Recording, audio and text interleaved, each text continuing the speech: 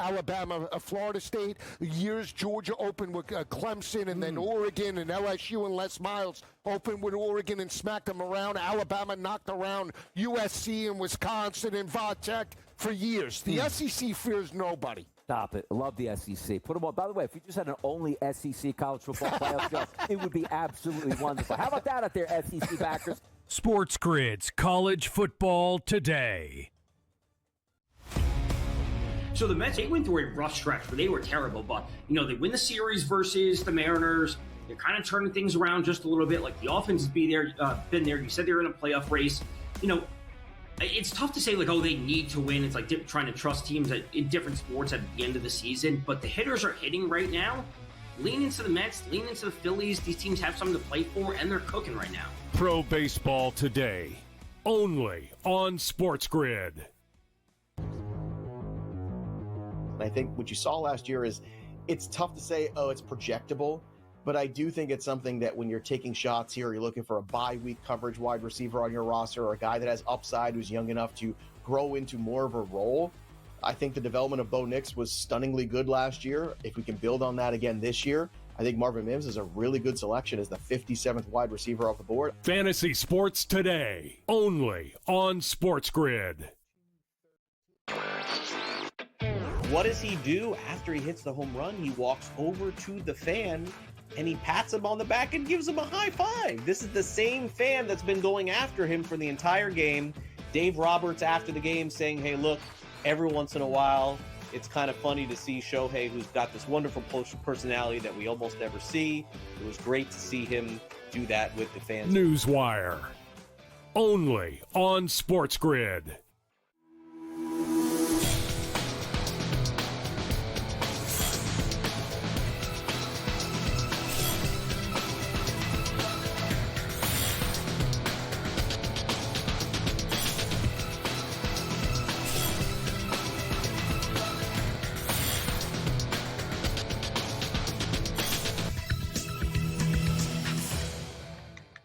Good afternoon. Welcome to NewsWire here on SportsGrid. Happy Tuesday to you. You had a great Labor Day holiday. Hopefully you had a nice barbecue. Hopefully you got to watch some football. We're going to recap it all for you on today's show, including last night's game. Not much of one, by the way, between TCU and North Carolina. Also, we'll bring in Tom Vecchio to talk some football, as well as Bill Bender with the latest in week one in college football as well. Jack McMullen with the upcoming show, Just Baseball, coming your way in an hour and a half, previews that show as well. That and a whole lot more on this edition of NewsWire here on this Tuesday. Let's start off with the big sports betting story of the day. Underdog and Crypto.com make a big announcement. Sports event contracts will now be accessible to customers through the Underdog platform. Prediction markets making a very big splash. Users will be able to trade sports events and contracts across all major sports leagues on the Underdog app. So a workaround, essentially, for sports betting. They're not calling it that, but that's essentially what it is. All right, last night's debut, not pretty for Bill Belichick in North Carolina in Chapel Hill. My gosh, they led this game 7-0, and then were outscored 48-7 the remainder of the game. Michael Jordan in attendance, Lawrence Taylor in attendance. But the Tar Heels were really not in attendance in this game. Nothing worked on offense through a pick six. Nothing worked on defense as they gave up 41 points. And Bill Belichick seemingly says it's time to go back to the drawing board in the postgame.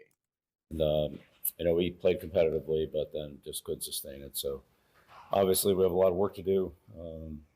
We need to do a better job all the way around, coaching, playing, all three phases of the game. Just wasn't up to what it needs to be, and I know we're a lot better than that. So we'll need to work on those things and show it on Saturday and turn around. But give TCU credit; they came in and did a good job, and they were clearly the better team tonight. They deserved to win, and they did it decisively. You said it. We got to do a better job of tackling. There's no doubt about that. And so we're just going to have to work harder on it, tackle better. There's no secret to it. There's no pill you can take. You just got to, tackle better fundamentally and get more guys around the ball so we're not, so many tackles in space.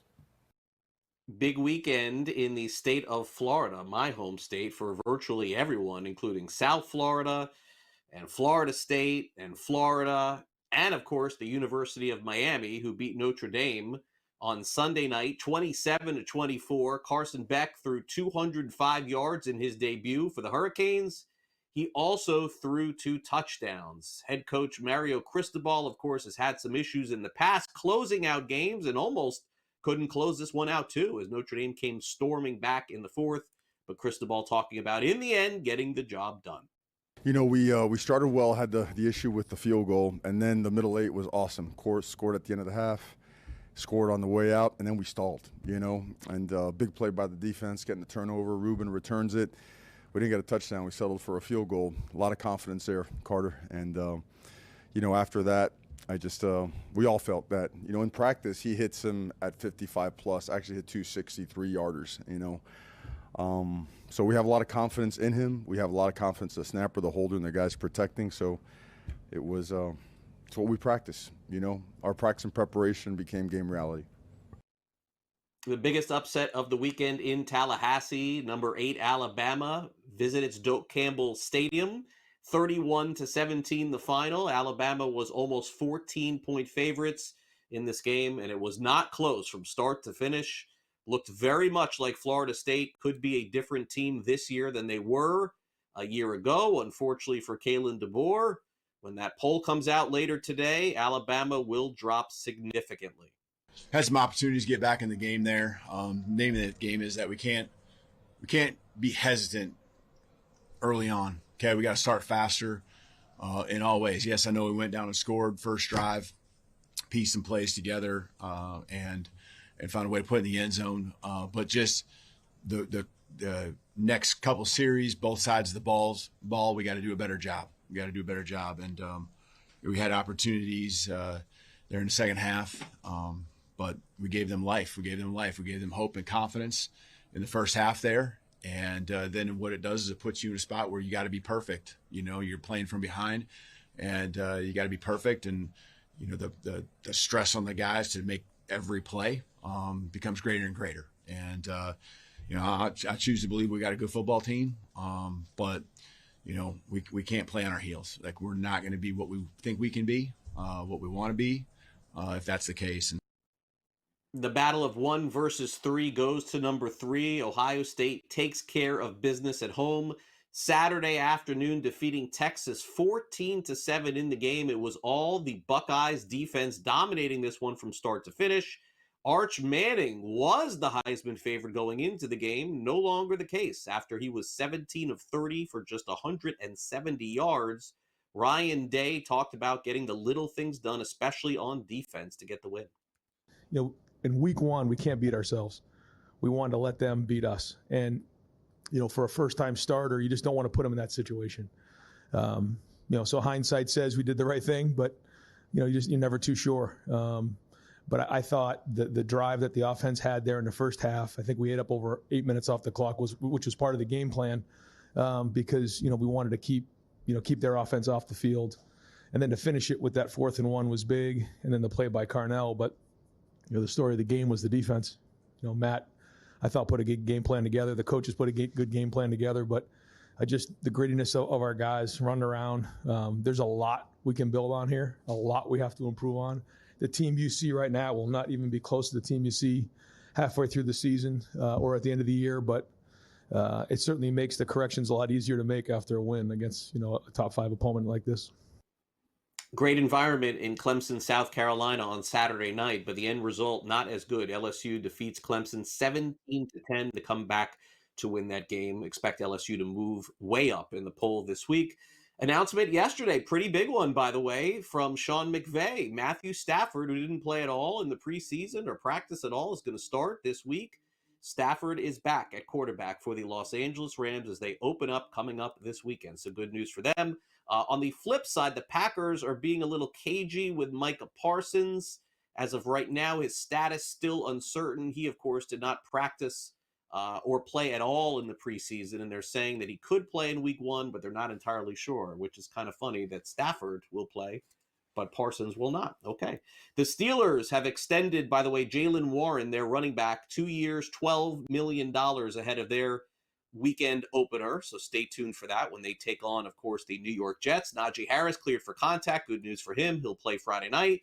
Devon A-Chain will play for the Dolphins against the Colts. He's expected to practice this week. And also good news for the 49ers as Jawan Jennings practiced for the first time in more than a month. He has a calf issue, looking for a contract extension or a trade, by the way, as the 49ers get ready to play their first game of the season. The number 2 quarterback for the Giants is still uncertain, and it looks like it could be Jackson Dart. It could be Jameis Winston. Brian Daboll says he'll make his announcement ahead of the game coming up this weekend. C.J. Gardner-Johnson will play for the Texans. He hasn't practiced for a month. And Tyreek Hill, by the way, for the first time since 2022, not a team captain, either with the Chiefs or the Dolphins. How about that? All right, Juan Soto with a big grand slam yesterday. The Mets needed it. They beat the Tigers 10-8. The Phillies rallied for a 10-8 victory in Milwaukee against the Brewers, and Carson Kelly was the hero for the Cubs. They beat the Braves 7-6 in 10 innings. First week of college football officially in the books. Bill Bender joins us next to break it all down.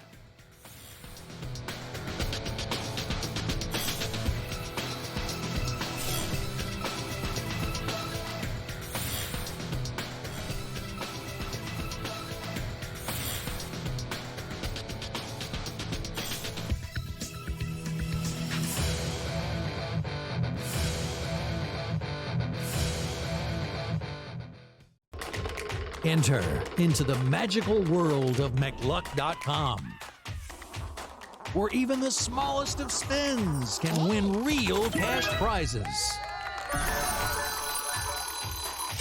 Adventure into over 1,000 of the best Vegas-style slot games. So what are you waiting for? Unlock your free welcome offer today. Join the fun where winners play and players win. The Young Goddard up angle too had the added PR campaign of like, do you want to take a New York and or a Jersey guy to play a New York Ryder Cup? Like the crowd juice there is going to be off the charts. They would love. They would kill for him. Chris Goddard like making a big putt, like popping the chain to the Bethpage crowd. Are you kidding me? There's some of these guys I just want to pick them because I want the visual, I want the memory. The Smiley Show, only on SportsGrid. We're going to go through every single thing, and I've got a great team behind me that's going to help me get the job done. I want this to be the place that people come to. There is going to be an energy to game time decisions that you will feel night in and night out. We are going to hit every single one of those markets that you need to know about. We will have everything at our disposal, and we will use that to our advantage. There is not going to be a better place, I promise you, than Game Time Decisions. I'm Kevin Walsh. Tune in to Game Time Decisions weekdays on SportsGrid. NFL win totals created because of Jimmy Johnson and the Dallas Cowboys. When Jimmy Johnson came into the NFL from the Miami Hurricanes, somebody asked him, hey, how many games do you think they're going to win? I want to bet it. And no one had ever done it before. Unbelievable, Brady? And he said, you know what? Okay, I'm going to come up with a number. And he only came up for a number for the Cowboys. Then he said the phone started ringing. In-game live, only on SportsGrid.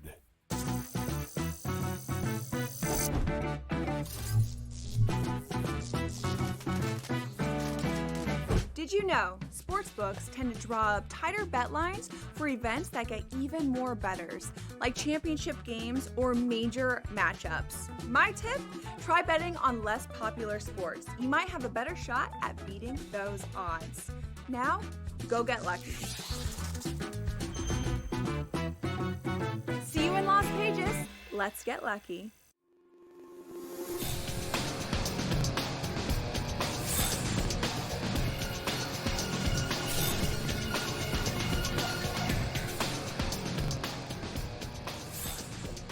All right, lots to unpack with Bill Bender from Sporting News. I feel like we could do an hour probably on everything that happened in week one.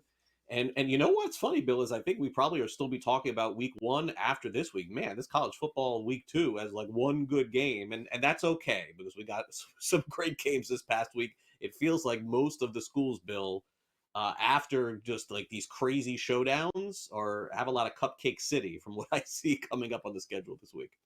Well, I think they got out of the NFL's way. But, the story of week one, like you said in the last segment with that clip with Ryan Day, was defense. In those top 10 showdowns, whether it was Ohio State or LSU or Miami, those teams were dominant on the defensive side of the ball. I mean, Ohio State allowed 7 points when you get in those games, and the defense was just dominant. And I think they'll look for that to continue as we get along. Those 3 losing teams averaged like 19 points, less than 19 points. So, I was super impressed with those teams and those wins. I'm not going to jump to conclusions here with North Carolina after what I saw last night, Bill, because it's college football. When a new coach takes over, it's generally a work in progress. But that's about as bad as an opener as you can get, honestly. I mean, North Carolina didn't look like they belonged on the same field as TCU when they were at home. And, their quarterback didn't play well. I understand that. But their defense was brutal. They were giving up so many plays, long plays right out of the gate in the second quarter and then the third quarter too. Man, I mean, I don't want to overreact and think this is a one and done with Bill Belichick. I'm not going to do that just yet. But the early returns for me were as ugly as it could possibly get. I didn't think it would be that ugly, that TCU would average 7.7 yards per carry, that it would take a quarter and a half for Gio Lopez to complete his 3rd pass of the game. I thought one misread by Belichick was maybe Max Johnson could be the starter that kind of calms that offense down a little bit. But it was brutal with the turnovers and the penalties and the missed tackles, and not what we're used to accustomed to seeing Bill Belichick do in the NFL for all those years. But they do have 70 transfers, and they do have a couple games next week against Charlotte, the week after against Richmond. I guess, Craig, if they lose to Charlotte, then we'll have a really big headline. I don't think that's going to happen, but we'll see where this team is before they're under the lights again when they play Clemson in a couple weeks. Yeah, I mean, if their offense was horrendous, but their defense was really good, I would be very encouraged. But that's the Belichick calling card, is the defense, and there was no calling card in that game last night. Okay, Sunday night, great game at Hard Rock Stadium. It was raining a lot for the first quarter and such, and so therefore it was a slog. And then all of a sudden, the rain stopped here in South Florida, Bill, and then the excitement began. The Hurricanes went up big. And then just like the Hurricanes of the last few years, they almost collapsed, and Notre Dame came all the way back. And they needed a field goal to win this game. Look, you win the games, and you look at it in the end and say, it's a W. That's all that matters. I don't know. I'm encouraged watching Carson Beck. I'm not discouraged by watching Notre Dame and all. They got a young team. But Miami last year beat Florida in the opener too, and then look what happened at the end of the season for them. So hopefully for them, this is the start of something big, but I'm not going to get ahead of myself here. It's really hard not to, because they can certainly compete for an ACC championship. They've got it in the trenches on both sides. Francis Mauigoa, that's potential number 1 pick. Reuben Bain, the edge rusher who had that interception and the sack at the end of the game, that's a first-round pick. But to your point, it shouldn't have got dicey at the end. Can they protect those leads? Can they avoid that upset that kind of dogged them last year with Mario Cristobal? Those are the things to watch, but certainly encouraging. And on the other side, Notre Dame lost the game, but C.J. Carr nearly rallied them back. And they've got a huge game after the bye week against A&M. So the good thing about these top 10 showdowns, and if you'll see that in our playoff projections, is we left all the teams in. I respect that they stepped out and played these games, all 3 of them. Good point. Yeah, good point. All right, so on the flip side, we have Alabama, who didn't just lose, they just got throttled. It never appeared that they were going to win this game, and they lost to a team with a quarterback that completed 8 passes. I mean, 31-17. Florida State, 13.5-point underdogs. I'm guessing there'll be a bigger upset this season in terms of point spread. It's going to be a while, Bill, I think, before we see another 14-point dog win outright, but it ended up happening on Saturday. Alabama didn't look anything like we're accustomed to seeing. They've lost 4 of their last 5 road games, and that's what gets me. It's not the losses, but it's the ill-preparedness on the road. The most arrogant play of that game was a 4th and 1, Florida State in its own territory. They give it to an Alabama transfer running back, Roydell Williams. He runs through an Alabama linebacker, and then they go down and make it a 2-touchdown game. It was wild to see Alabama like that. And even more wild when you consider that from 2014 to 23, Nick Saban lost just 6 road games. They've got to learn how to play on the road, or it's only going to get worse for Kalen DeBoer. I don't care what that buyout is. It's got to get better in Alabama. Yeah, absolutely. And the premier job in college football, if it was to open. All right, so Ohio State takes care of Texas. This was not a good game, 14-7. I was sleepwalking watching this game throughout. Give all the credit, by the way, to the Ohio State defense. I get it. I was stunned with how poorly Arch Manning played, Bill. Maybe I just was caught up in it like everybody else. To me, I know Ohio State's defense was really good, but I don't know. Like, I've seen good quarterbacks play big in big games, and it was like, it didn't look even close to what I thought it was going to look like. All the credit, though, I got to give to Ryan Day and that defense. And Matt Patricia and that defense. And I think that's a large part of this. And before we get into overreactions, I think Arch Manning will get better. That Ohio State defense was nasty. That atmosphere was off the charts from start to finish. I like a 14-7 game when it's not about ineptitude, when it's about nasty defense. And both of those teams had it. Ohio State, however, only had one negative play the entire game. So Julian Sand did a good job managing the game. The Buckeyes look good, and Texas will be back. I don't overreact to Arch. He'll get better. Hopefully so. Toughest game to win maybe on the road was LSU going to Clemson and winning Saturday night? Yeah, the buy-in on LSU. Love that defense. Love those linebackers. Garrett Nussmeier controlled the game, and give Brian Kelly credit for once. He got the big game. It was a nice win, and I think I like their futures moving forward. All right, Bill. Great to catch up with you. We'll see you again later in the week. Thank you. We'll be right back.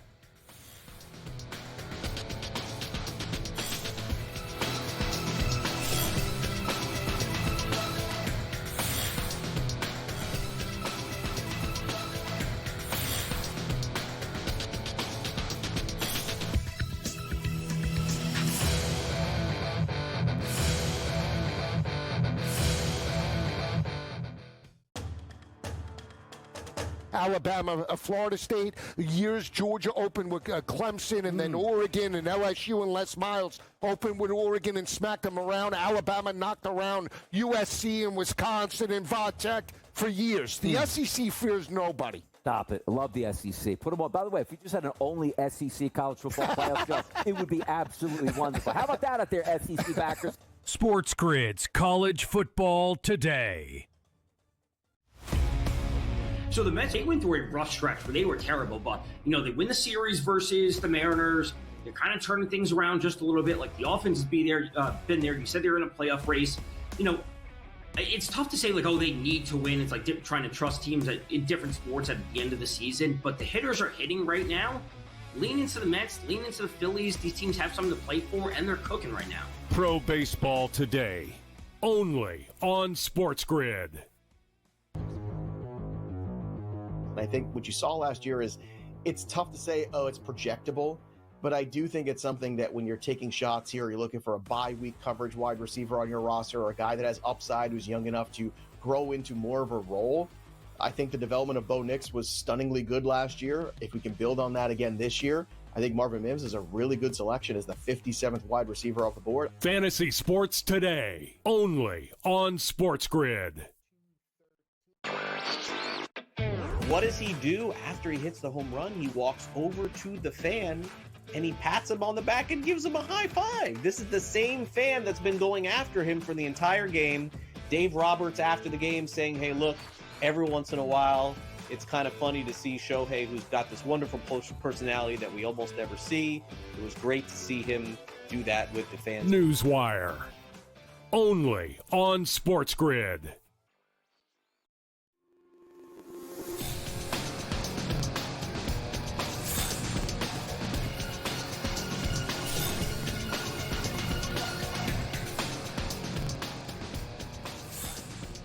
Just a couple of days away from the season opener in the National Football League. Cowboys, of course, taking on the Philadelphia Eagles. Let's get our full preview as we get closer and closer to opening night. It's time now for the SportsGrid Sound Off.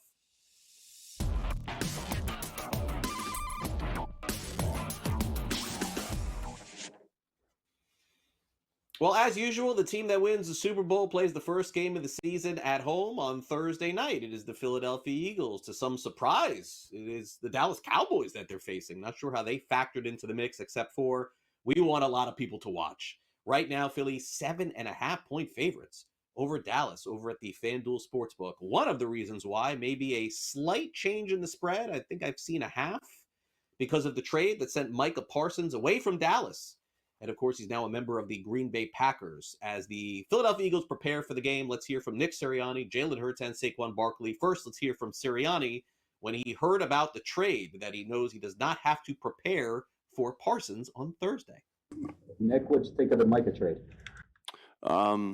Yeah, we have so much going on here. Obviously, we're getting ready to play the Cowboys, and so he's in your thoughts of game planning, but they still have guys that we have to prepare for. Obviously, they got Kenny Clark, who is a really good player, and they have good depth at that defensive end group. So you don't get too wrapped up into that, except for some of the things you're doing with the game plan, but also understanding that they have a lot of good players still over there, and get ready for those guys and shift your attention to that.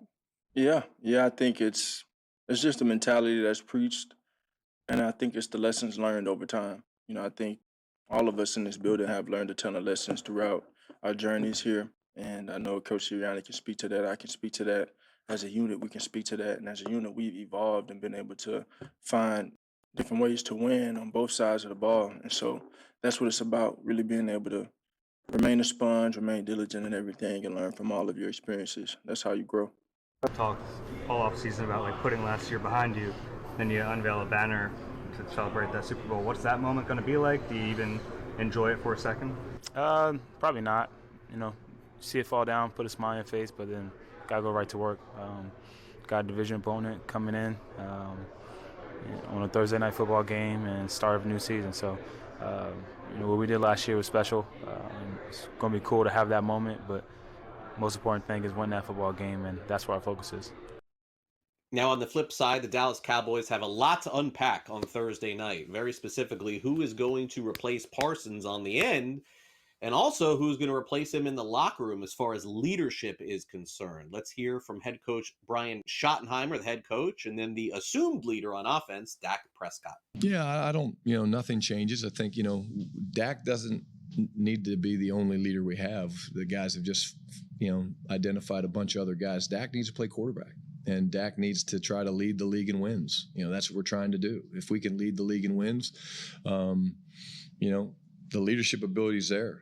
For sure. But again, we're strongest when we have all of our guys. I think Kenny Clark's going to be a leader at some point. He's just a new face, and again, the more I get to know him and the more the guys get to know him, I think, he's going to be seen as a leader. I think, Jake Ferguson's another guy, got a bunch of votes, but when it's spread out the way it is, it makes you go, yes. I mean, we added a great player. Obviously, got some picks for the future. I'm not going to say we're better. We've got to go out there and prove it.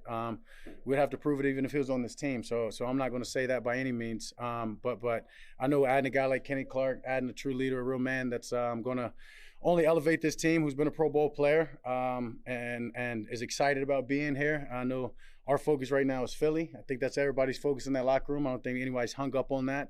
As I said, there's enough news and enough media about it. I think as much as anything, it's good that a solution happened. And obviously, Micah got paid very well, and great for him and his family. And we'll see him here in about a month. So just honestly glad that I can't say glad, but yeah, glad that we're moved past that, and everybody seems happy because of it.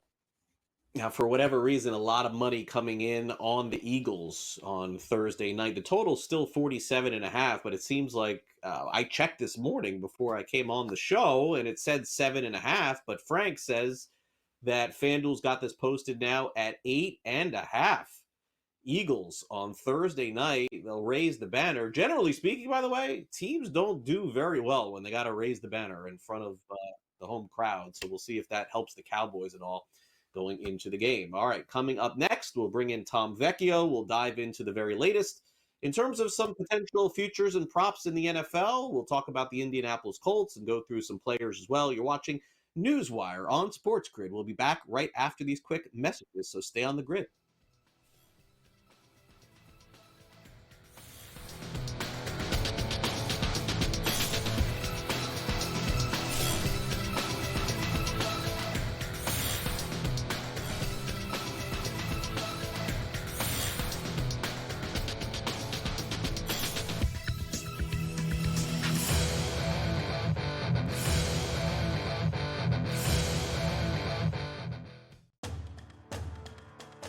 Alabama, Florida State. Years Georgia opened with Clemson, and then Oregon and LSU and Les Miles opened with Oregon and smacked them around. Alabama knocked around USC and Wisconsin and Vatech for years. The SEC fears nobody. Stop it. I love the SEC. Put them on. By the way, if you just had an only SEC college football playoff show, it would be absolutely wonderful. How about that out there, SEC backers? SportsGrid's College Football Today.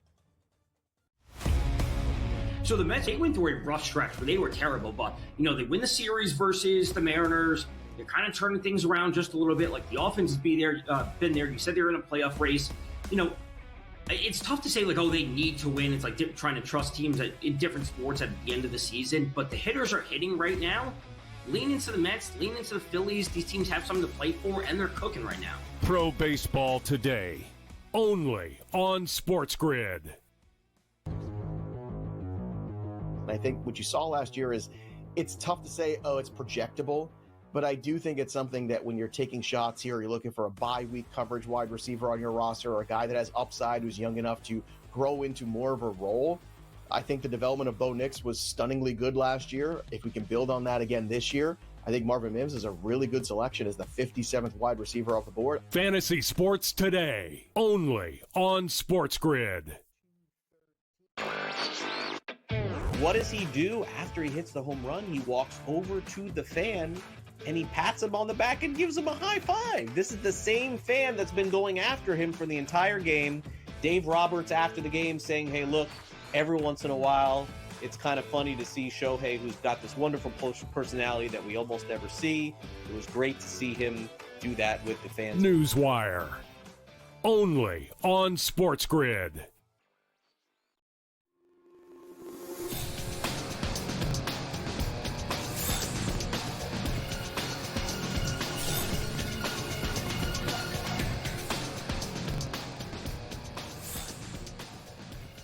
All right, welcome back to NewsWire here on SportsGrid. We're going to take a look at the AFC South with Tom Vecchio, who joins us now. And certainly a lot of bets can be placed during the season now. These win totals, I mean, in the past, they never thought, I mean, I thought you made a bet on a win total and that's what it was and you kept it. But now they slide them up and slide them down. It's like, I don't know. It seems like unfair to me. I feel like you should do this before the season, make your pick, and you got to live with it. But that's not the new world we live in, Tom, but thanks for coming on the show. Let's hit the Colts here. Indianapolis Colts making a decision for now and not the future, starting Daniel Jones at quarterback. We're going to focus on their win total to start the show, and I know that you like one of the alt numbers too, because generally speaking, when you look at the schedule, I mean, look, I don't think anybody has the Colts winning 9 or 10 games, but their number is 7.5 on the season, but you like something different than that. Yeah, 7.5 is what it's at. I like alt under 6.5, and that was at plus 155. I've been talking about this on SportsGrid for a number of weeks at this point. It's only down to plus 135, I should say, right now. Let's just say Anthony Richardson was never on the Colts. They never drafted him, and they just went out and signed Daniel Jones in the offseason. Like, we know who Daniel Jones is. Is this a quarterback that we can trust to be like, oh, he's going to get me to 8 or 9 wins, and I will get to this comfortably? The answer is no. I think the offense around him is good enough, and they have some, exciting young players. We know we get from Jonathan Taylor. They obviously draft Tyler Warren. They have A.D. Mitchell, Michael Pittman, Alec Pierce. I think they have good players, but at the end of the day, Daniel Jones has never been a quarterback that has giving us some level of stability and confidence to push towards that. And if Daniel Jones ends up not playing the rest of these games, that means the team is doing so poorly that Anthony Richardson then comes in and they just let him run with things. I think their defense is okay. I think it's slightly overrated. I think they are above average, but it's not as good as people think. There's nothing that suggests that this is an 8 or 9 win team. Like, yeah, we're going to get to this over. Under 6.5. Under 6.5 wins for the Colts is what Tom likes there. It's the alt number. Daniel Jones, of course, 8 touchdowns, 7 interceptions last season. He'll need to do significantly better, by the way, to push that number up. So it's an interesting number there. All right, so now to win the AFC South, Tom has basically planted his flag. It's not going to be the Colts. So let's see who it's going to be. We've got Houston as the favorite. Jacksonville is one of those sneaky hot names, fair to say, going into the season. Some people think Liam Cohen's going to get this team going in the right direction. You don't like the Colts, and no one's going to pick the Titans. They're in a pseudo-rebuilding year, but I think next year Titans will be worth talking about. Yeah, certainly next year for them. And this is, I don't want to say a litmus test for the Titans, obviously, just because it is a brand new, I don't want to say regime, but a brand new era for them. But the Jags are the team to have at least a little bit of interest in if you are looking to back a team. I wouldn't back a team, really any team at such a short number where the Texans are. And, where the Jags go on offense, I would say is less important than where they go on defense, because ultimately their offense should be pretty good. There's a ton of talent around Trevor Lawrence. It's about fixing their defense, because if Liam Cohen brings half of what he did with the offense with the Bucs last year, they're still going to move the ball. They're going to put up points. It's about stopping things on the other side. That will be the key for the Jags this season. Trevor Lawrence should be in for a bounce back year.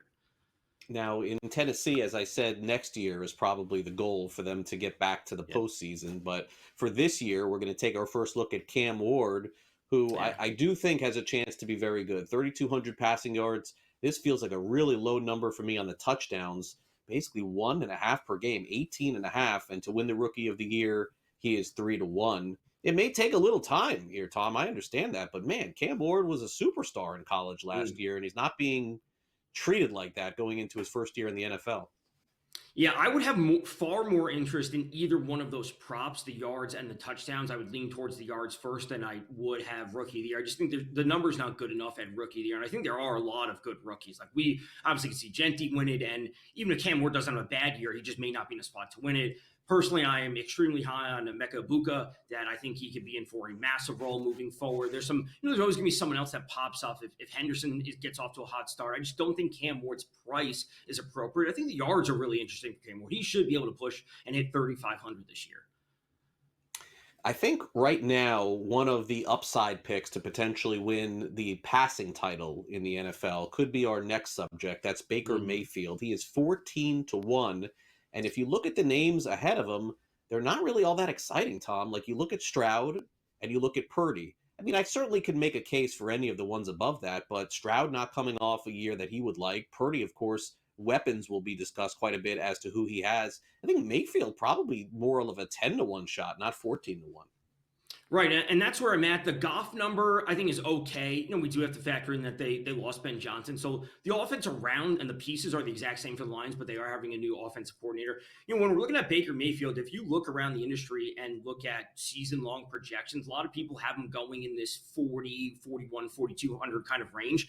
And based on where that would fall, put him, he wouldn't be 6th, 7th, 8th in the list. He'd be like 3rd or 4th. So I'm making a play on the number. I think the Bucs are in a great spot this year to either A, win the division and have a massive offensive year. I'm not sold on their defense, which I think will put us in this kind of gunslinger Baker mentality. And yeah, I'd like to see him clean up some interceptions, but I think the yards will be there for him. And theoretically, their offense will only be getting healthier. Chris Godwin is not starting the year. He will be coming back at some point. Jalen McMillan is out till week 9 or 10. He's not starting the year. But if you tell me you were getting healthier, which not every team can say as the year goes on, that's pretty encouraging. The Bucs number is 9.5. They're favored to win the South ever so slightly. To get to the NFC Championship, less than 13-1. To win it is 13-1. Super Bowl at 27-1. How far can the Bucs go? I think the Bucs. I think the NFC price would be the best one to go, because again, if the Lions take a step back, losing both offensive and defensive coordinator, very easy to see. Washington doesn't repeat just because it was a flash in the pan maybe, and they just can't get there again. I think the Eagles will obviously be there. Comes down to the 49ers, really. Yeah, I think it really comes down to them. Will they be healthy? Will they be able to put everything together? Will they get Brandon Ayuk back? Will Juwan Jennings be solid in his role? Can they limit the workload for McCaffrey so he's healthy down the stretch run? If there's no other team that can truly step up, and maybe it's the Vikings or the Packers, but the Bucs would have a great price at that point in the playoffs, and you wouldn't get them at 13-1. They'd be sitting at 7-1, and that number's cut in half, and you have a great ticket at that point. Tom, did you have any lean on Thursday night before we let you go? Thursday night, I'm interested in the Eagles team total. I think it's a little bit high at 28.5. They have to get 4+ touchdowns and push towards that, or 4+ the field goal. But Dak passing attempts, I think, is going to be the prop that I'm already on, but it's going to be one of the most interesting props because their defense is terrible. Their running back room is beyond average, and they're going to have to pass the ball a ton this year.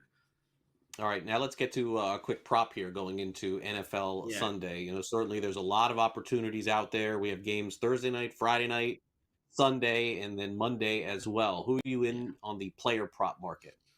So week 1, Trey McBride to score a touchdown. And if you are deep into the fantasy community, fantasy betting, whatever, is Trey McBride, the story with him last year is that he literally never scored. He had a rushing touchdown last year before he had a receiving touchdown. He ended up having 2 receiving touchdowns in the last 2 weeks of the season. He even had a fumble recovery touchdown before he actually caught one.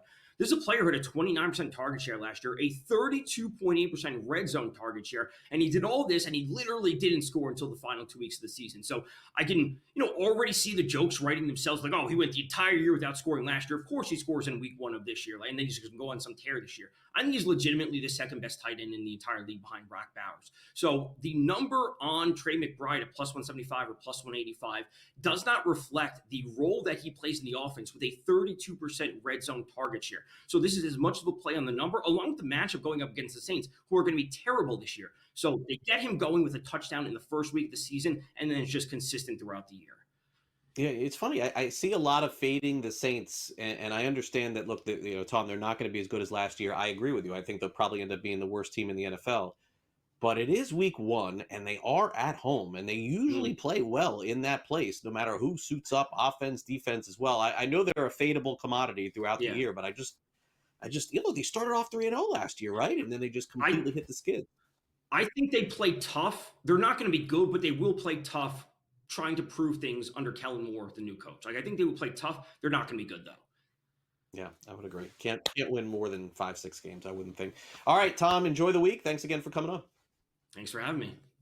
All right, Jacob Kamiker weighs in on the latest in the NFL as well when we return next.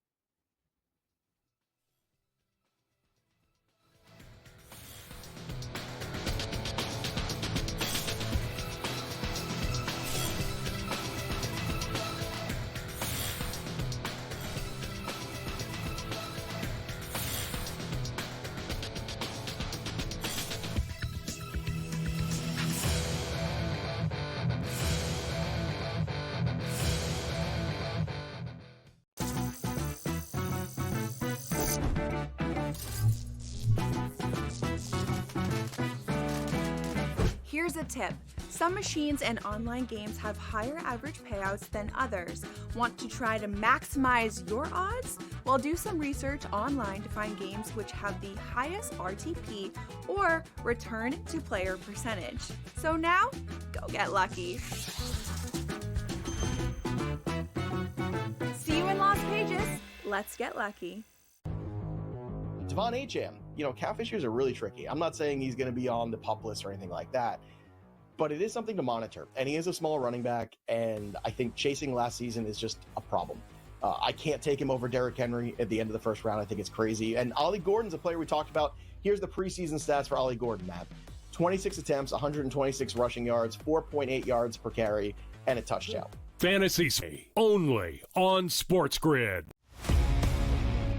Shohei Ohtani was minus 20,000, I believe, Tom, when we were talking last week. He's down to a minus 4,000. I still think it's fun. I don't know who say, oh, now's the time to bet the minus 4,000 here and win some money. Schwarber's a 12-1 price, Machado 10-1, Soto 200-1. It's still going to be Ohtani's award here. They're not playing great baseball for the Dodgers, but I do find it funny. Like, what is the difference between minus 20,000 and minus 4,000? Who knows? Who's got that much money to play anyway? Pro Baseball Today, only on SportsGrid. Arch Manning is a 7-1 price to win it. You take a look at Cade Klubnik here for Clemson. He's a 9-1 price. Nussmeier.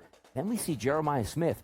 He ain't a quarterback, Joe. He's a wide receiver. Love those wide receivers. Yeah, Ryan Williams is another one from Alabama. Yep. Jeremiah Smith and Ryan Williams will battle it out for best wide receiver, potentially leading their teams to a college football playoff. SportsGrid's College Football Today.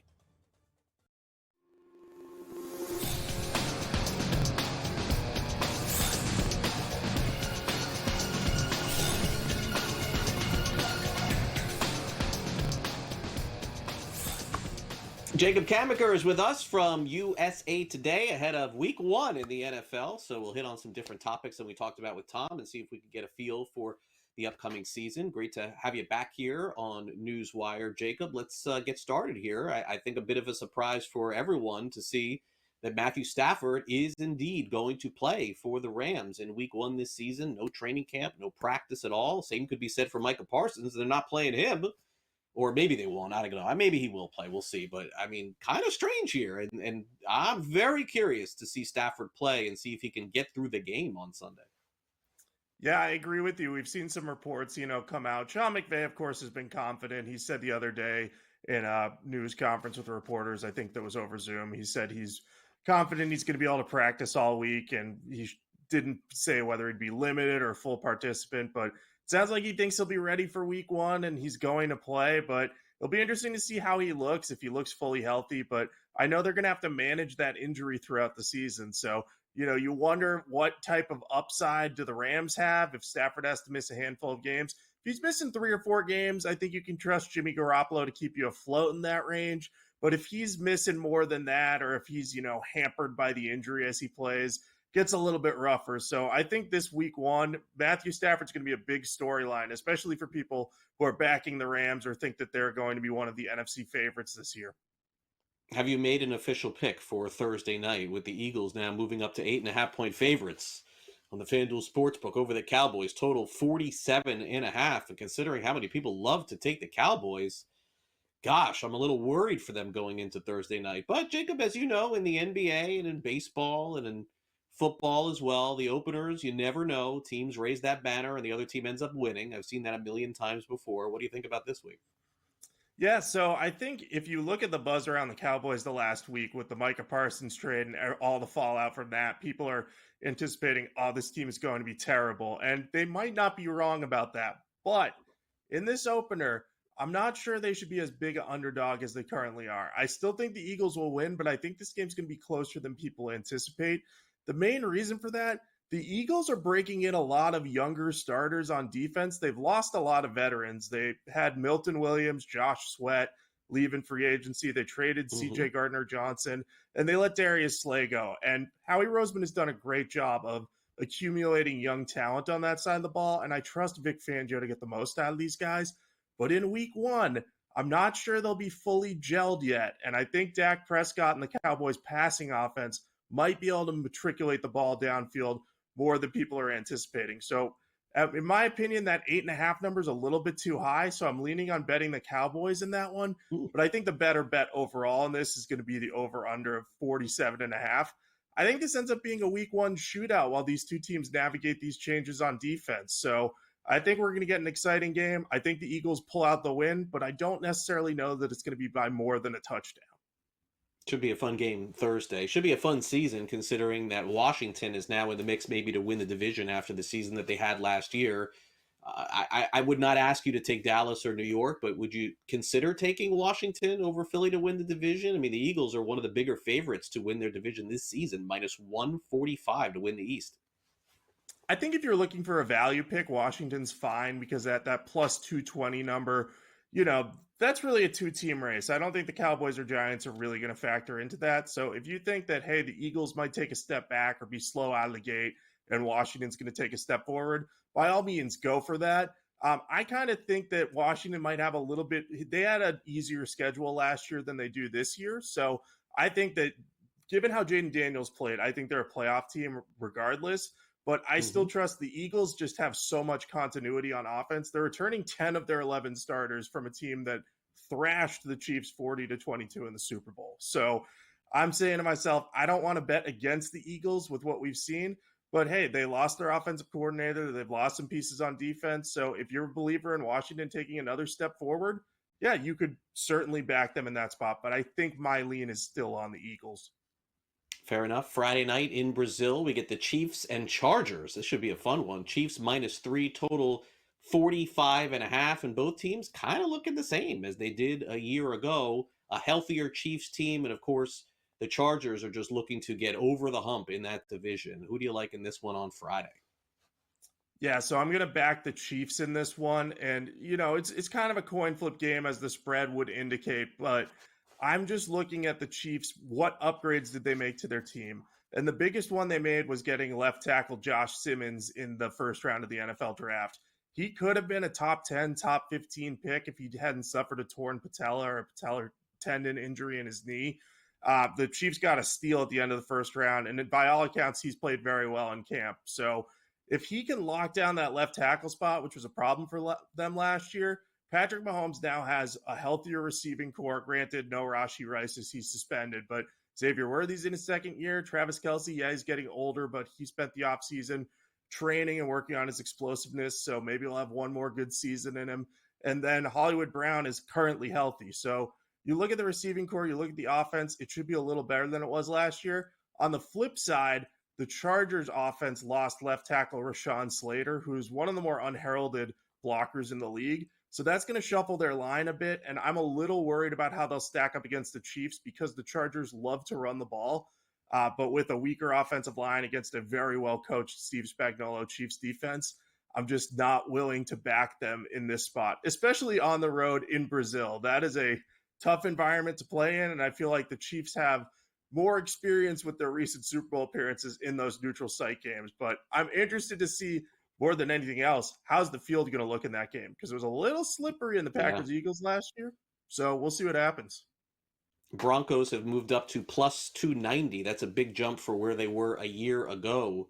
Jacob, do you think that is deserved? Do you think that this is the way that the division ends? Chiefs, Broncos, Chargers, Raiders. I do. I'm a big Broncos fan this year. I think their defense is spectacular. Adding Talanoa Hufanga and Dre Greenlaw to that unit, and Jahdae Barron, who's one of my favorite early round defensive players.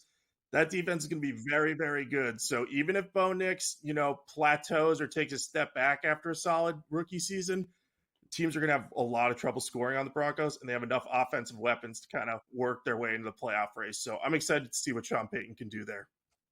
Jacob, enjoy the games. Thanks again for coming on. No problem, Craig. Take care and enjoy the games as well. Rich Sermonello joins us next. He'll recap what happened in week 1 of college football after this.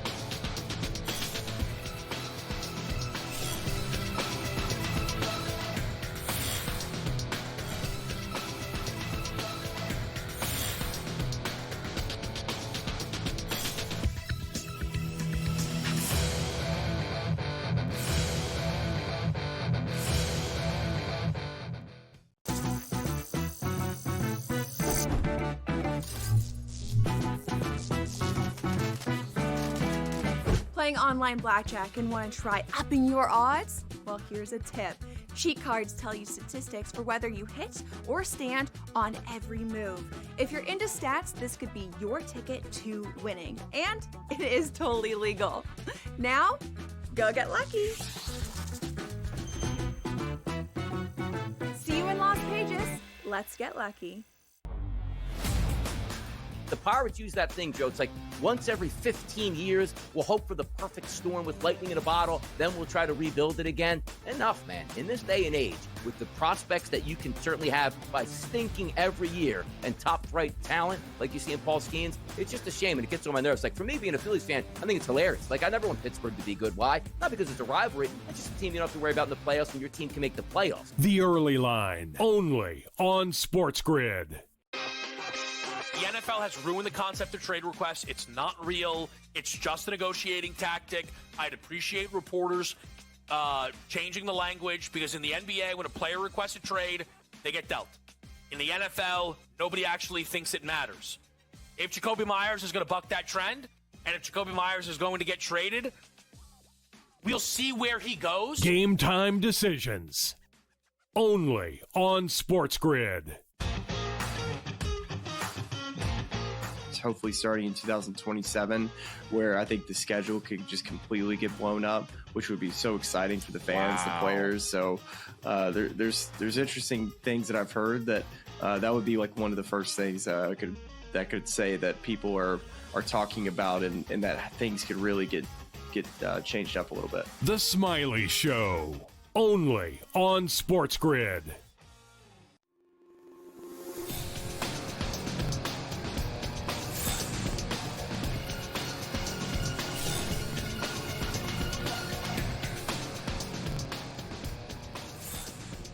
Welcome back to NewsWire here on SportsGrid. We got Jack McMullen coming up from Just Baseball. Their show is about 30 minutes away. The latest around the league coming up here on this Tuesday. First, let's get to the latest. A couple of news and notes here in the NFL before we go back to some college football here.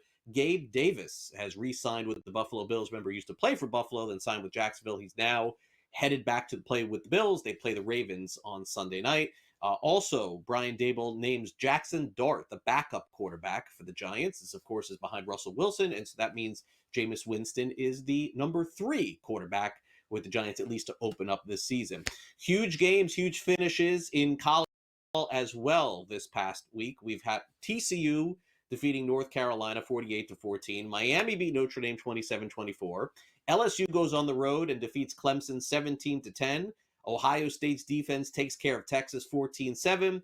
And then the biggest upset of the week was Florida State defeating Alabama at home, 13.5-point underdogs, 31-17. We also have one really big game in college football this week. Not many top 25 matchups with teams facing off against each other, but Michigan does play Oklahoma. That's the 14 versus the 18. Let's recap all of the games this past weekend and take a look ahead for the big showdown in Norman between the Wolverines and Sooners. Here's Rich Sermonillo. Hey, Greg, let's talk some college football. Want to do a recap on week 1, a packed weekend of huge games, and then take a peek into week 2 for college football. First, some instant reactions. Some huge wins began the weekend with Ohio State beating Texas. The real hero in this game, not Jeremiah Smith like I thought, not Julian saying. It was actually the defense and defensive coordinator, Matt Patricia, first year at Ohio State, did a great job. Bad news for the rest of the Big Ten, Craig, because if you're going to get Ohio State, you better get them early, because that offense, which only scored 14 points, is going to get better and better as Sayan develops. Jeremiah Smith even had a couple of drops. Don't expect that as the season moves on. Now, in terms of overreactions, let's settle down a little bit about Arch Manning. I think people forget, and justifiably so. There was so much hype. He's a Manning. We heard about it throughout the offseason. At times, the Heisman favorite. The kid's going to be fine. That was just his 3rd career start. Give it some time. Listen, I'm staying away from him in terms of the Heisman market. I think it's going to take a while for that to recover, but Arch Manning will be fine. Alabama, on the other hand, may not be fine. The talent is tremendous. Listen, I liked Alabama in the preseason for the SEC title, but boy, they got manhandled by Florida State. Big concerns for Kalen DeBoer, the lack of physicality now in the second year. The talent is there to recover. But Craig, my concern is the pressure is going to be immense as the season moves on. It's going to be very difficult for Alabama. ULM this week, so they have a chance to recover. The ACC took center stage. Florida State looked great. Miami with a big win over Notre Dame. Clemson maybe left the door open, albeit against LSU, but unimpressive offensively against that rebuilt LSU defense. So great win for Brian Kelly. Not so much for Clemson. Another takeaway for me, Craig, if you watched any of the true freshman quarterbacks, the future is very bright. Malik Washington at Maryland, Bear Bachmeier at BYU, Bryce Underwood, first start for Michigan. JKS, I'm going to take some time to practice his last name, Jaron Kiwi Songa Potalele, was the best of all for Cal, beating Oregon State in Corvallis. Kid was fantastic with 3 touchdown passes. This weekend, not a huge slate. That's usually when we get some great games. The biggest one, Oklahoma against Michigan, 2 blue bloods with a lot to prove. 7:30 Eastern in Norman. It's going to be a great matchup between Underwood versus John Mateer, that rebuilt offense of Oklahoma. I like the Sooners. Brent Venables' defense against a young quarterback. I think Mateer and Jaden Knox get it done for Oklahoma. That Oklahoma defense, watch them, Craig. They're going to be very good this season. Huge opportunity for Brent Venables and Oklahoma taking center stage in week 2. All right, thanks very much, Rich. We'll check back with Rich next week here on NewsWire. For those of you who have not yet downloaded the SportsGrid app, what are you doing out there? Especially if you're placing bets on college football or pro football, you can track them all via the SportsGrid app. Just take out your phone and scan this QR code, and you can stream our show 24 hours a day, 7 days a week. It is the SportsGrid app, available for both iOS and Android. And by the way, you can check it out and watch our show seamlessly right now. We'll take a quick break here on NewsWire. We come back next. Jack McMullen joins us to talk some baseball from Just Baseball. So stay with us here on the grid as we break it all down for you next.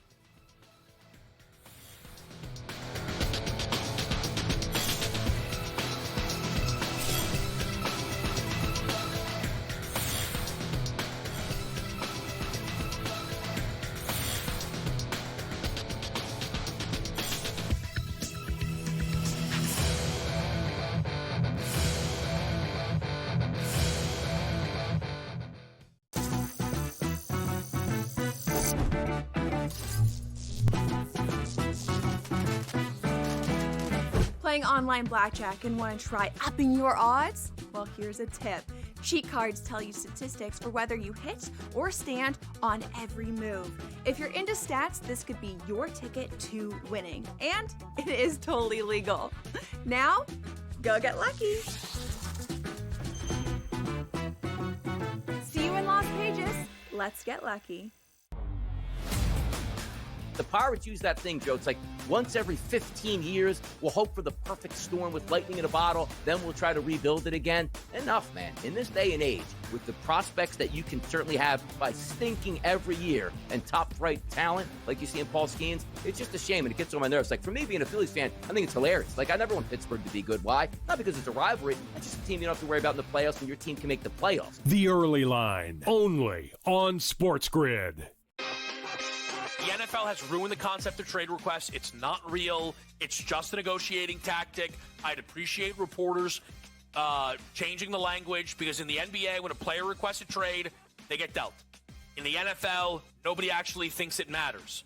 If Jacoby Myers is going to buck that trend, and if Jacoby Myers is going to get traded, we'll see where he goes. Game time decisions, only on SportsGrid.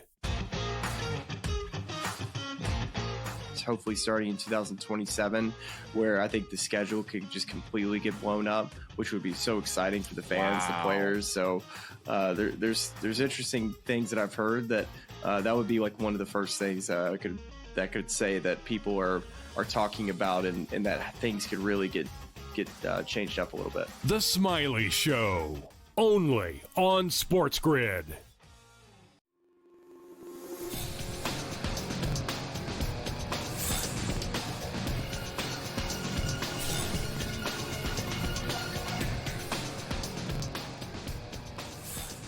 Welcome back to NewsWire here on SportsGrid. Just baseball coming your way in 30 minutes from now. One of the hosts of the show. And, of course, you can also catch him at the website, justbaseball.com, and also listen to him on play-by-play for the Marlins Radio Network. Jack McMullen joins me now. Jack, great to catch up with you. Thanks for coming on NewsWire. Thanks for having me, Craig. Yeah, this is a good stretch. I know you guys are very focused on college football right now, understandably so, but we've got a pennant chase going on in both the AL and the NL right now. It's fun stuff. We do. You can't. By the way, let's start out for the NL. You can't put away the Diamondbacks, man. Give them a lot of credit, no matter who is hurt and who is playing. I mean, this team just when you think that they're completely done, they keep hanging around. They beat the Dodgers 3 out of 4, so good for them. Giants probably not going to make postseason noise. They win 2 out of 3 from Baltimore. Padres fall back a little bit, but it didn't matter all that much because the Dodgers didn't do well against the Diamondbacks. So that's kind of where we are. It's a long baseball season, as anything can happen in August, but here we are. In September, Dodgers and Padres going to battle this out right to the end. And I don't know, is it important for the Dodgers to win that division and not have to go through the wild card? It seemed to me, with the lack of pitching that they have at this point, throwing Ohtani and Kershaw. Who would have thought Ohtani and Kershaw, by the way, would be like the most important pitching factors going into the postseason? But here we are.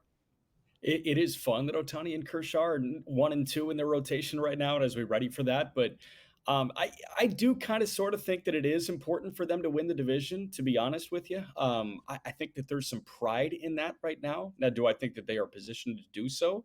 Unfortunately not. I think San Diego is probably better positioned to run through the tape of this season. But we just saw Jason Adam get hurt, and hoping for the best for him out of that Padre bullpen. But it does seem like San Diego is the more complete team right now.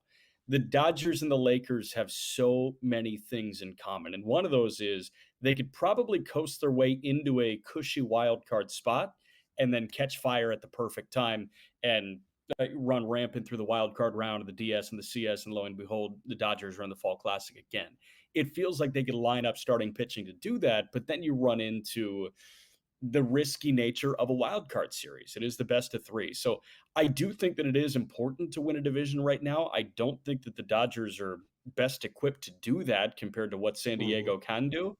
But they do feel pretty, let's get ready for the postseason right now. Yeah, Padres, by the way, take on the Orioles as they finish off their series, which began yesterday. Then they take on Colorado for 3, Cincinnati for 3. The Reds are trying to hang in there, and then again against Colorado. So the Padres over the next 2 weeks basically have to make up the ground to get it done. And Jack, right now, as it stands, San Diego is 2 back of LA. The Dodgers are now up to minus 500 on FanDuel. So they're the heavy favorite there. The Giants are in third, Diamondbacks fourth, Rockies are in last. So in the end, is it the Dodgers, you think, capturing the division? It just seems like what happens is we kind of feel like San Diego gets closer and closer. Then the second they play the Dodgers, that comes to an end. Yeah, it's hard for me to like close my eyes and see a clear picture of the NL West and the division, in terms of who finishes on top. But I do feel like if there's any year for San Diego to do it, this is the one. They've pushed literally every chip forward. They traded a top 5 prospect in baseball for a closer at the deadline. And I know that closer comes with 4 years of control in Mason Miller, but Leo DeVries is a super prospect, and he's the best prospect that we've seen moved in a very long time. You probably have to go back to, I guess, Dansby Swanson and the Shelby Miller deal, but you could make an argument that, DeVries is actually a better prospect than Dansby Swanson was at time of the trade. So it really seems like for AJ Preller, the general manager of the San Diego Padres, for a guy that pushes all the chips forward all the time, he found extra chips in his pocket and he pushed them forward this year. So this feels as all in as a team has really ever gone to winning a division over a super team. If it's not going to happen this year, when is it going to happen? So I'm going to give San Diego the benefit of the doubt, and I'll say, you know what? It happens this year. All right, fair enough. All right, so you saw the Mets for 4 days. They did not play well against the Marlins, and their pitching has just been abysmal. They're calling up young kids left and right to try and make this work toward the end of the season. But yesterday, Juan Soto maybe had the biggest hit of his Mets career, a grand slam. He had 6 RBIs. The Mets beat the Tigers 10-8. And look, I mean, I just don't know what to make of the Mets, Jack. Like, I think that it's a positive season for them. They're headed in the right direction. They didn't do a whole lot outside of Soto, and not much has worked outside of Soto, honestly, for them. But they have just built such a nice lead in that wild card. It feels like things would have to go just drastically wrong for them to fall out of it. Cincinnati has some magic to them. I will say right now, like that's the only team that I view as being a true threat to clip at their heels until season's end. But it really does feel like the Mets have built the capital and enough capital to get them through the tape and get them into the dance. I have a lot of questions as it pertains to New York. A lot of them stem from the starting rotation. I think there is a world where you look at Nolan McLean starting game 1 and Jonah Tong starting game 2, and those guys have a whopping 4 combined starts in the major leagues under their belt. Clay Holmes did not look good on Thursday against the Marlins. David Peterson went 2 innings at 8-run ball, and something's up with Kodai Senga right now, so much so that the Met manager Carlos Mendoza has said they need to discuss next steps for Kodai Senga. So you see this rotation and you say, how are they getting in? Well, number one, the answer is they have a 5-game lead for that final wild card spot. And number 2, they have Soto, who can absolutely flirt with a 40-30 season. Like he is trending towards 40 homers and he is steamrolling towards 30 stolen bases as well. It is funny because Soto was not an all-star. This was viewed as a massive disappointment in terms of year 1 for Soto. Very similar to how the Mets received Francisco Lindor in year 1, yet Soto's floor is so darn high that by the end of it, he can run through the tape of this season through the final 2-3 months and put together a season that is probably better than any that he has had over the course of his career. The batting average has been higher at points. The on-base percentage has been higher at points. But what hasn't been higher at points is the home runs stolen base total. And listen, that's where value is right now. Soto already cashed in on that value, unlike anyone that we have literally ever seen in the history of this game and in the history of North American sports. But you know what? If he's saving his most valuable season for this year in terms of homers and stolen bases, I'm here for it. And that's the kind of guy that can will them to wild card wins. Yeah, definitely so. And the Phillies would be in their way to get through the National League, as well as whoever comes out of the West, too. I've never seen Pat Murphy as upset as I saw him yesterday with the Brewers. Felt like a couple of calls maybe, I guess, were missed in that game. And then Ricky Weeks got upset, too, one of his bench coaches. Phillies were down 5-1 in the 5th. They came back to win 10-8. The Phillies also signed Walker Buehler, I saw over the weekend. Hopefully for him, he can rekindle a little of that magic. Phillies, I would suppose, Jack, at this point, what they're looking to do is clinch as fast as they can so they could just get their guys rested for the postseason, not anticipating the Wheeler injury now that takes a factor. But for me, they got a lot of pitchers who are pitching more innings than ever before. It feels like they could use that last week off if they can get there. Yeah, it seems like the taper off would be a match made in heaven for the Philadelphia Phillies right now, and you can play some quote unquote meaningless baseball in the final week of the season, to your point, and that could be what the doctor ordered. Now, does that factor into the rest versus rust conversation? Hey, you rest a couple of stars, and then all of a sudden they've got a couple of days out of the lineup. They enter a postseason series, and are they well rested or are they a little bit rusty? Time will tell. It feels like there's no form of rust for Kyle Schwarber at any point right now. This guy is playing out of his freaking mind, and he has done so, over the course of the last 2-3 months, and he should get some mid-ballot MVP votes. I don't think he should get place votes, but that's just, my old guard mind talking right now. DH shouldn't win it unless they're on the mound as well, and unless you're Shohei Ohtani. But yeah, pitching, I do feel like is going to be the name of the game for the final month for Philadelphia. How do you play it over the course of the last month, and how does Buehler factor in? Because Buehler is one of the best postseason performers on the mound that we have in this generation of baseball.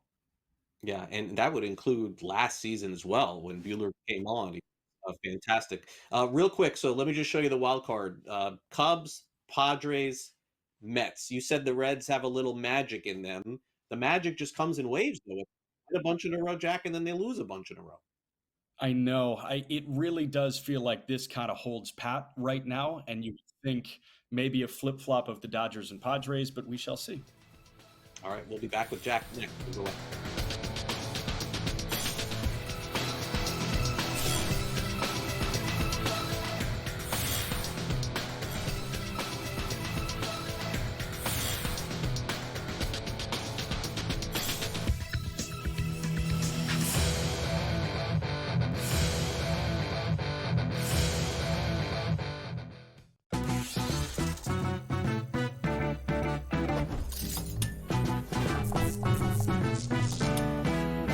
First time on a casino floor and feeling a little overwhelmed? Well, here's a tip.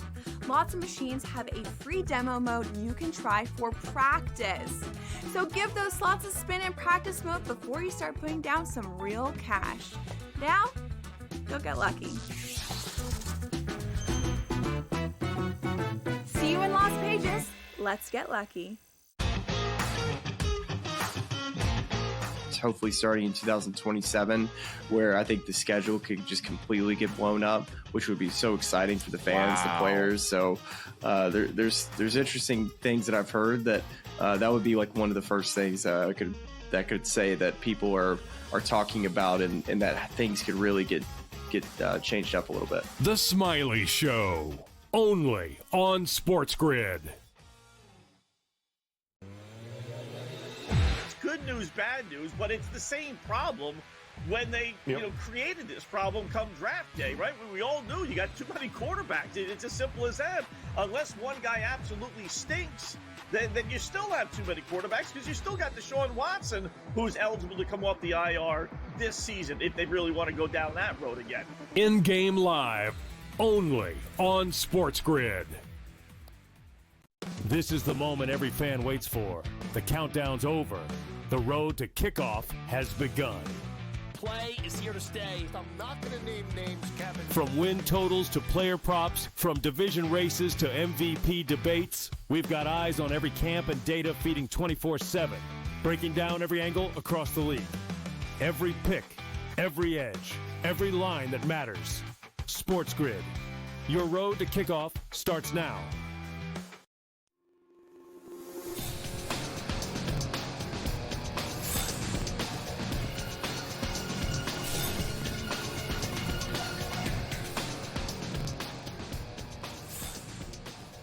Welcome back to NewsWire. Just Baseball coming your way in 15 minutes from now. Jack McMullen rejoins the show as we go over some of the American League results. And Jack, let's get into Tampa Bay, Seattle. While the Rays, I think, are probably looking toward next year pretty soon. They do get a win yesterday, 10-2. That is the final over the Mariners, although the Mariners have been hot lately. In fact, they're now 8 games over 500, even with that loss yesterday, plus 175 to win the West. The Astros are the favorite. Yordan is back. He's on the way. the Rangers all of a sudden, kind of like the Reds who we talked about. It's like they're in 1 minute and then they're out the next. Feels like Texas is back in this now all of a sudden, that they have jumped back in the mix. Angels and A's going to play toward next year as well. So is this the finish here? Houston, Seattle, Texas? I can't rule out a Bruce Bochy team, I guess, until I see the final result in September. I guess not. And I mean, I was looking at that Nathan Eovaldi injury as the nail in the coffin, and I was saying, hey, thank you to Nathan Eovaldi, who on a start-by-start basis was probably the best pitcher in baseball this year. The ERA was well under 2. I think it was 1.73 or something like that, and he goes down with a shoulder issue. So his season is pretty much over. But no, I mean, listen, the Rangers, I feel like at the beginning of the year, were the X factor in baseball. Mm-hmm. How good are they going to be? They won the World Series in 2023. Last year, they were a shell of themselves. And it's because all of these guys that had career years offensively could not hit in 2024. And now you're seeing this sort of kind of hybrid, but it all stems from pitching. And at the end of the day, if you pitch, you win. And you get into the postseason, you pitch, you win. It's why everybody loves Seattle, because you feel like if they enter a postseason series, they can pitch their way to 4 straight 2-0 wins. And okay, all of a sudden you're in the American League Championship Series, or all of a sudden you're in the World Series. Texas can do that too. And I look at the pitching and I say, this is a postseason caliber pitching staff. The way the bullpen's going, the way the starting rotation has gone this year, even without Eovaldi. For me, I just look at this offense and I say, are you going to be good for 3.5 more weeks? And the answer is just a big old, I don't know. I have no idea what Texas is going to do. I wish we had an answer for you, but it does seem like Seattle is sliding and Texas is getting hot, but we've got 3 more weeks to sort all of this stuff out. Now, Seattle, of course, goes as Cal Raleigh goes, and he's not produced in the last, really since the festivities of the All-Star break where he was so fantastic. His batting average down to 243, still got 50 home runs. I mean, this is a dream season for Cal Raleigh, no matter what happens here in the end. I want to state that, but in the what have you done for me lately category, it's not much. 185 average, OBP under 300, low slugging, low OPS, and WRC not the best either, 114. So I guess, for me at this point, he's a catcher, Jack, right? Like that's going to have to factor in the equation. Catchers that play every day, or as much as he does, wear down at the end of the season. And so does Seattle have to ask their question as to what they do with him down the stretch here? Because he's chasing an MVP also. Yeah, I would assume more DH reps, and they made a really interesting transaction. One of their September call-ups was a top 100 prospect in baseball on the Just Baseball side. Harry Ford is up, and Harry Ford has had a very good year in the upper minors to this point this season. You would think that Ford catches a decent bit during the home stretch and Raleigh can DH. You cannot take Cal Raleigh's bat out of the lineup pretty much any day. Like, the off day for Cal Raleigh will not exist moving forward as they try and lock down a postseason berth, a wild card berth here. And you mentioned Yordan is back. It really feels like that division is Houston's to lose at this point. Luis Garcia looked good in his return for the Astros last night, but for Raleigh, I would assume he DHs 4 days a week. He catches 3, or, it's if you have a 6-game week, you catch 3, DH 3, and Harry Ford is catching about 3 games a week here. I would like to see Raleigh get hot. Obviously, it hasn't happened over his last 50 games. But you think if he's got days off his knees, it could translate into a hot stretch to finish the campaign. That could be that final push at a most valuable player, but it does feel like Judge is kind of separating himself right now from Cal Raleigh. But Harry Ford, I think the addition of him on that Mariners roster is going to be humongous, and we'll see how Ford handles the bat. He can catch a little bit too. Yeah, Judge has extended over on FanDuel. He's minus 300 now to win the American League MVP because he's been good. Raleigh has slipped back here a little bit, but this could fluctuate, I think, over the final month of the season. We'll see. Right now, Judge minus 300, as you see there on your screen, and Cal Raleigh is plus 210. All right, so now over to the American League East we go, and certainly the Red Sox and Yankees have been battling and jockeying back and forth for the 2 and 3 spot. And now they're closing in on the Jays, too. The Jays, in fact, went from minus 250 to minus 165 to win the division. That tells you that this is certainly up for grabs. When you look at the loss column there, the Yankees are just 2 back of Toronto, Jack, here. This is a fight to the finish, isn't it? It really is. And the team that I love among this trio, number one is Toronto. I think Toronto is phenomenal. I do worry a little bit about their bullpen at points. It's a very inexperienced bullpen. I think the addition of Shane Bieber is massive for them. And I'm excited to see Bieber throw over the course of this final month because he could very well be starting game one of a postseason series for Toronto. But their bullpen worries me just a little bit. The Yankees are so hot and cold. It's crazy. And I know a lot of that could be the coverage surrounding the New York Yankees. Is Bednar terrible? Is Bednar amazing? Is Doval terrible? Is Doval amazing? You have no idea how it actually shakes out in Yankee land. The Boston Red Sox are the team that is trending in the most positive direction for me. It seems like they have 4 postseason caliber starting pitchers now. A guy who could very well win the American League Cy Young this year in Garrett Crochet. Brian Bayo is throwing like he can start game 2 in a postseason series. Lucas Giolito has proven that he can throw game 3 in a postseason series. And they just called up a kid, Peyton Tolley, who outdueled Paul Skeens on Friday night at Fenway Park. Tolley, big guy, 6'6", 250, can run the heater up to the upper 90s. So I look at that rotation. Aroldis Chapman is putting together the best season that we have from a reliever this year in Major League Baseball. He hasn't allowed a base hit since July 23rd. What is that stat?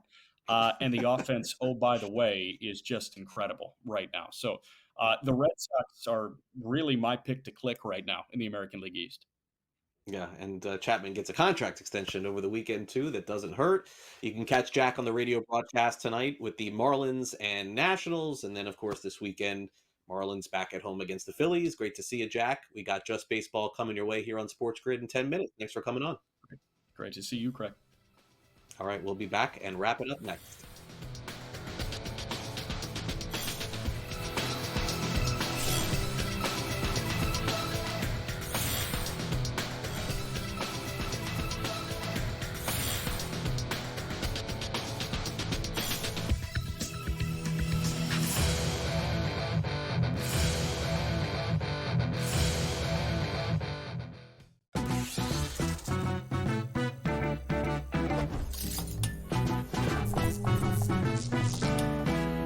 First time on a casino floor and feeling a little overwhelmed? Well, here's a tip. Lots of machines have a free demo mode you can try for practice. So give those slots a spin in practice mode before you start putting down some real cash. Now, go get lucky.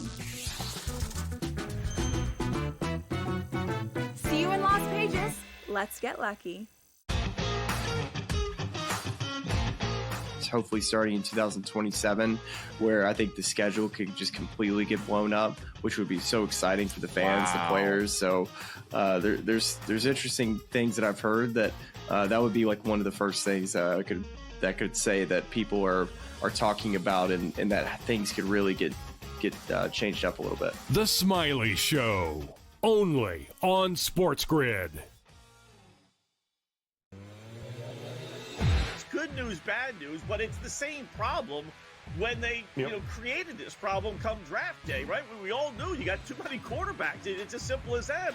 Unless one guy absolutely stinks, then you still have too many quarterbacks because you still got Deshaun Watson, who's eligible to come off the IR this season if they really want to go down that road again. In-game live, only on SportsGrid. This is the moment every fan waits for. The countdown's over. The road to kickoff has begun. Play is here to stay. I'm not going to name names, Kevin. From win totals to player props, from division races to MVP debates, we've got eyes on every camp and data feeding 24/7, breaking down every angle across the league. Every pick, every edge, every line that matters. SportsGrid. Your road to kickoff starts now.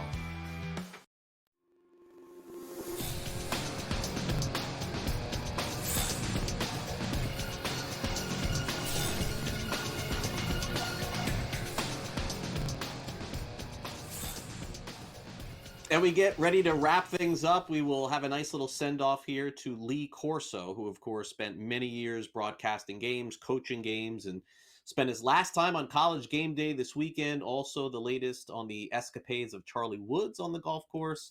And a home run, really, for the ages, but one that didn't go very far. I'm going to tell you about that, too. It's time now that we wrap it up with some last licks.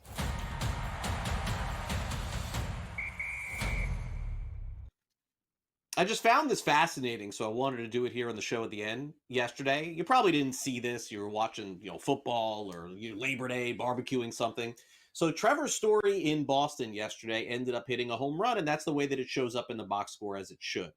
But when he hit the ball, it went a total of 306 feet. In fact, it went off the right fielder's glove, short of the home run porch, hit the pole, which is called Pesky's pole, right field pole in Boston.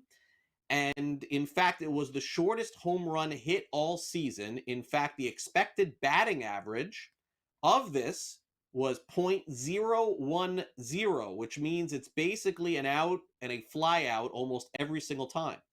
In fact, the home run yesterday, get this, was a home run in 0 of 30 parks. The first time that has happened this season, according to Baseball Savant. So as we would say, maybe it's better to be lucky than good.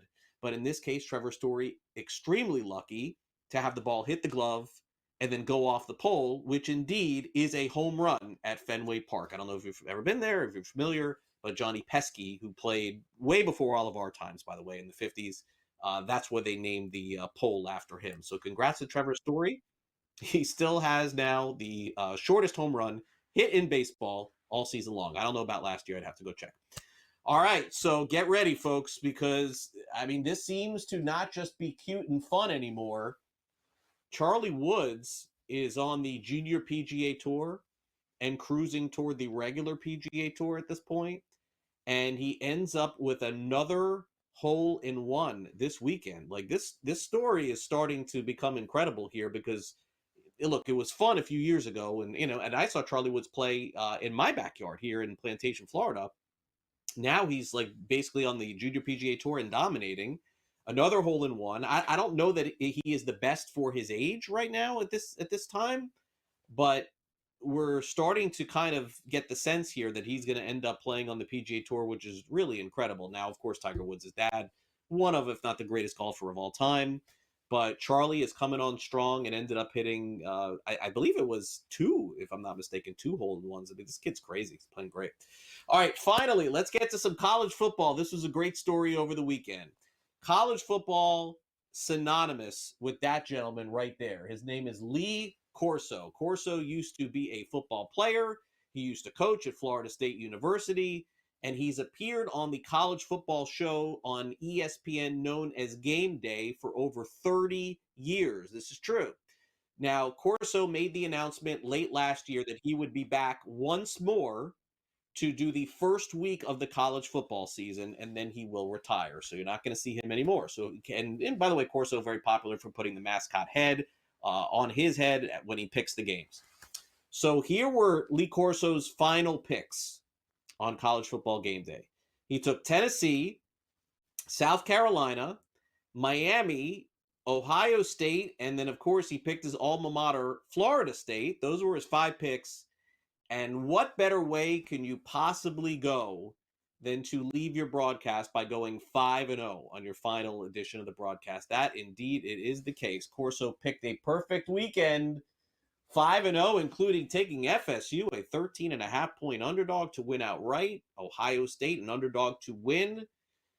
South Carolina, yeah, they were favored. Tennessee was favored. Miami, a slight favorite as well. But kudos to Lee Corso on one of the great careers all time in the history of broadcasting in college football. Was Notre Dame favored 2.5? I thought Miami was favored by 2. Oh, okay. I thought Miami was 2.5-point favorite. Okay, Notre Dame. So all the great underdog picks from him. All right, that'll do it for our show today. Thanks to all of our great guests. Thanks to Jacob Kamaker from USA Today, Bill Bender from Sporting News, Jack McMullen from Just Baseball, and Tom Vecchio from SportsGrid. Don't forget, coming up in less than a minute from now, Just Baseball is on the air, catching you up with everything going on around the league. We got Jack McMullen in the house, so make sure you catch that show. Thanks again to our director, Luke, for my producer, Frank. I'm Craig Mish. I'll be back here for our next edition of NewsWire. That is tomorrow at 12 o'clock Eastern. So enjoy all the festivities as we get ready for opening night in the NFL on Thursday. Hope you have a great rest of your Tuesday. I will see you then.